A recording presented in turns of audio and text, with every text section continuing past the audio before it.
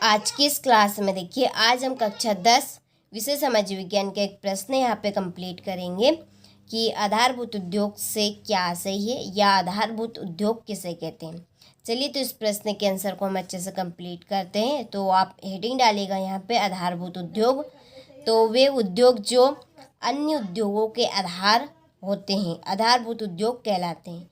ये उद्योग अन्य उद्योगों के लिए कच्चे माल की तरह कार्य करते हैं। तो क्या है आधारभूत उद्योग? तो ऐसे उद्योग रहेंगे आपके जो अन्य उद्योगों के आधार होते हैं, उनको हम आधारभूत उद्योग कहेंगे। और ये उद्योग आपके अन्य उद्योगों के लिए कच्चे माल की तरह कार्य करेंगे। ठीक है, चलिए उदाहरण के लिए समझते हैं। एक बड़ा सा उद्योग है, या आप ले लीजिए एक बड़ी सी कंपनी जिनमें उत्पादन तैयार किया जाता है और उनको थोक के रूप में बेचा जाता है, चाहे आपका कपड़े का हो या नमकीन का हो, किसी और चीज़ का हो। ठीक है, तो एक बड़ी सी कंपनी है, बड़ा सा आपका उद्योग है जो थोक माल बेचता है, उससे छोटी दुकानों को या उससे छोटे उद्योगों को। चलिए तो यहाँ पे हम कंपनी का एक उदाहरण लेते हैं, अच्छे से आपको समझ में आएगा। तो देखिए एक बड़ी सी कंपनी है, वो छोटी दुकानों को थोक माल बेचती है और उसको सही बना कर रखती है कि हमें इतनी दुकानों को, ठीक है, माल को देना है, थोक माल देना है, बेचना है। तो थोक माल वो उन दुकानों को देगी और वो दुकानें फिर ऐसी हो जाएगी कि उसके ऊपर ही डिपेंड करेगी, क्योंकि उनके पास जो माल है वो उसी कंपनी से आएगा, तो वो एक उसका आधार बन जाएगी। ठीक है, वो कंपनी उन दुकानों का क्या बन जाएगी? आपका आधार बन जाएगी। ठीक है, तो ये आपका आधारभूत उद्योग हो गया।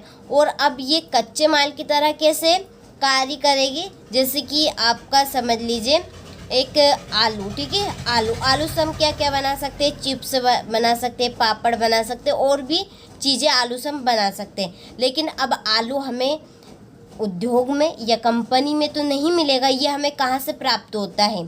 खेतों से। अब खेती कौन करता है? किसान करते हैं। तो उद्योग किसके ऊपर डिपेंड रहेंगे? किसानों के ऊपर। क्यों डिपेंड रहेंगे? क्योंकि किसान ही खेती करते हैं और वो ही आलू पैदा करते हैं। ठीक है, तो अब आलू जो है वो आपका एक कच्चा माल है।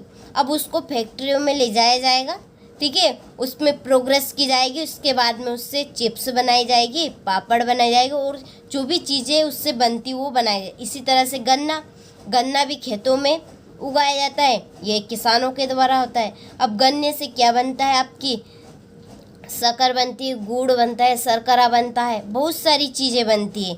तो अब इनको, ये आपका कच्चा माल है, ठीक है, बिल्कुल फ्रेश नहीं कि डायरेक्टली इससे शक्कर बनाई जा सके। तो इसके लिए इसको कहाँ ले जाया जाएगा? आपका उद्योग में या कंपनी में, वहाँ पे इससे प्रोग्रेस की जाएगी और फिर जाके इससे शक्कर, इसके बाद में गोंद, समझ लीजिए आप, गुड़ और शर्करा, जो भी चीज़ें बनती हैं वो चीज़ें इससे बनेगी।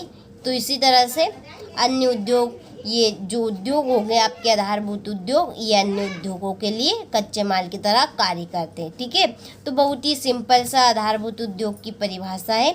तो वे उद्योग जो अन्य उद्योगों के आधार होते हैं आधारभूत उद्योग कहलाते हैं। ये उद्योग अन्य उद्योगों के लिए कच्चे माल की तरह कार्य करते हैं। ठीक है, चलिए उदाहरण के लिए यहाँ पे आप लिखिएगा लोहा इस्पात उद्योग, तांबा प्रगलन उद्योग, एल्यूमिनियम प्रगलन उद्योग। ठीक है, तो कुछ उदाहरण है यहाँ पर, आप नोट कर लीजिएगा। तो देखिए काफ़ी इम्पोर्टेंट प्रश्न है और बहुत ही सिंपल सा प्रश्न है। इसकी परिभाषा भी आपको सरल लगी होगी और मैंने पूरा प्रयास किया आपको इसको समझाने का।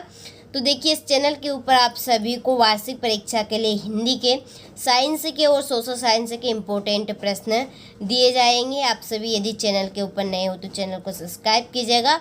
साथ में आप सभी को गणित के चैप्टर भी इस चैनल के ऊपर मिलेंगे। आप सभी मैथ को भी यहाँ पर कवर कर सकते हैं इस चैनल के माध्यम से। जो प्रश्न में आपको डाउट हो आप कमेंट बॉक्स में कमेंट कर सकते हैं। ठीक है, आप सभी अच्छे से इस प्रश्न का स्क्रीनशॉट लें और इस प्रश्न को आप अच्छे से कंप्लीट करें।